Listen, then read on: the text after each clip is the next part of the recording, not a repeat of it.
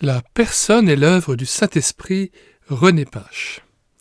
Troisième partie, l'œuvre du Saint-Esprit depuis la Pentecôte dans le cœur de l'homme. Chapitre 5, l'adoption et la certitude du salut. Grand 1. L'adoption par l'Esprit. Tous les hommes, créés par Dieu, sont devenus, à cause de leur péché, fils du diable. Jésus le déclare aux Juifs, pourtant si religieux, qui se vantaient d'avoir Abraham et Dieu pour père. Vous avez pour père le diable, et vous voulez accomplir les désirs de votre père. Jean 8, 44. Jean ajoute que celui qui pêche est du diable, et que le monde entier est sous la puissance du malin. 1 Jean 3, verset 8, et 1 Jean 5, verset 19. Par conséquent, Dieu n'est pas le Père de tous les hommes, comme beaucoup se l'imaginent à tort, et les inconvertis ne peuvent pas dire « Notre Père qui es aux cieux ». Dieu, pour eux, n'est que le Créateur et sera bientôt le juge.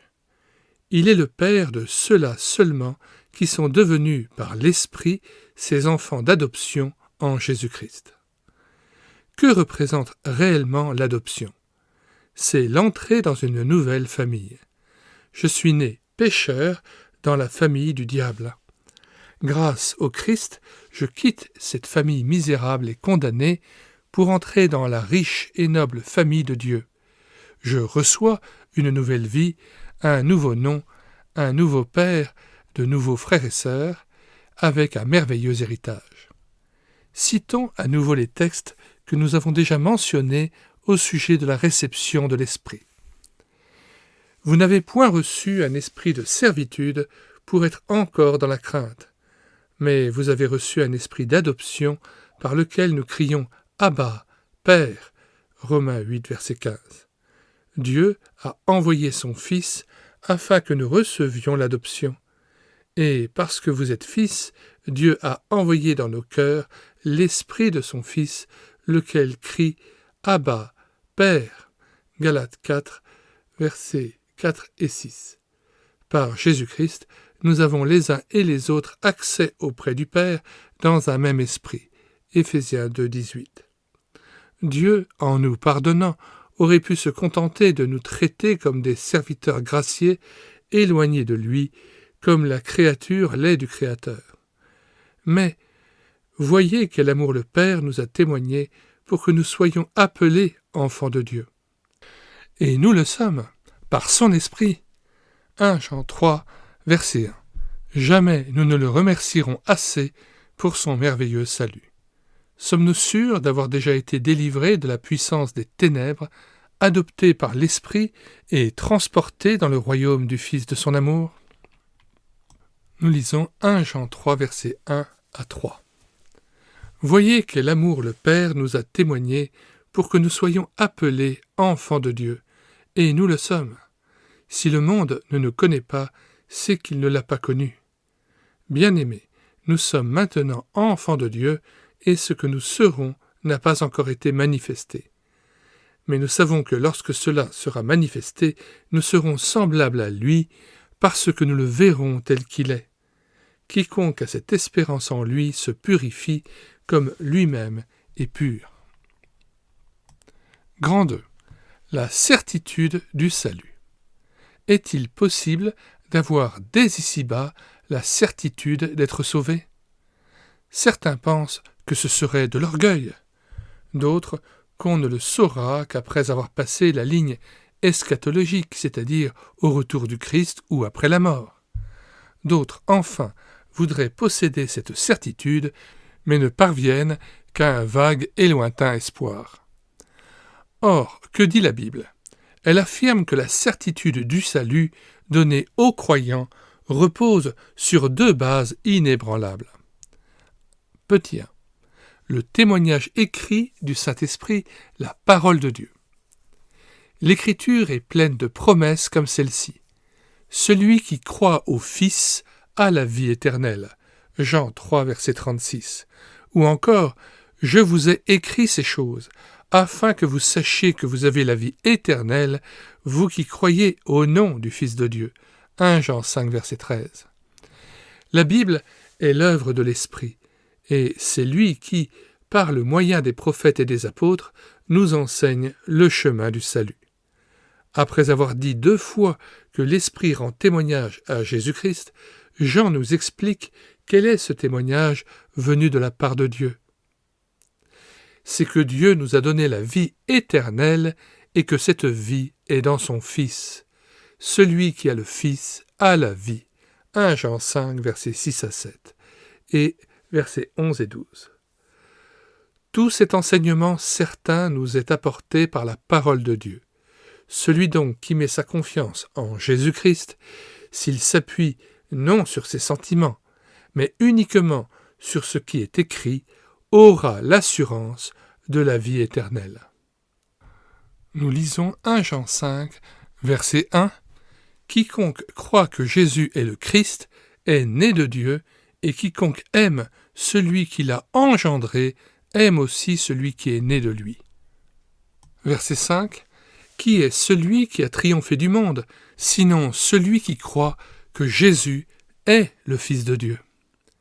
C'est lui, Jésus-Christ, qui est venu avec de l'eau et du sang, non avec l'eau seulement, mais avec l'eau et avec le sang. Et c'est l'Esprit qui rend témoignage, parce que l'Esprit est la vérité. Car il y en a 3 qui rendent témoignage, l'Esprit, l'eau et le sang, et les 3 sont d'accord. Si nous recevons le témoignage des hommes, le témoignage de Dieu est plus grand, car le témoignage de Dieu consiste en ce qu'il a rendu témoignage à son Fils. Celui qui croit au Fils de Dieu a ce témoignage en lui-même. Celui qui ne croit pas Dieu le fait menteur, puisqu'il ne croit pas au témoignage que Dieu a rendu à son Fils. Versets 11 et 12. Et voici ce témoignage, c'est que Dieu nous a donné la vie éternelle et que cette vie est dans son Fils. Verset 12. Celui qui a le Fils a la vie, celui qui n'a pas le Fils de Dieu n'a pas la vie. Verset 13. Je vous ai écrit ces choses afin que vous sachiez que vous avez la vie éternelle, vous qui croyez au nom du Fils de Dieu. Fin de citation, retour au texte. Petit 2. Le témoignage intérieur du Saint-Esprit. La certitude du salut, basée d'abord sur la foi seule en la Bible, sera confirmée dans le cœur par l'Esprit.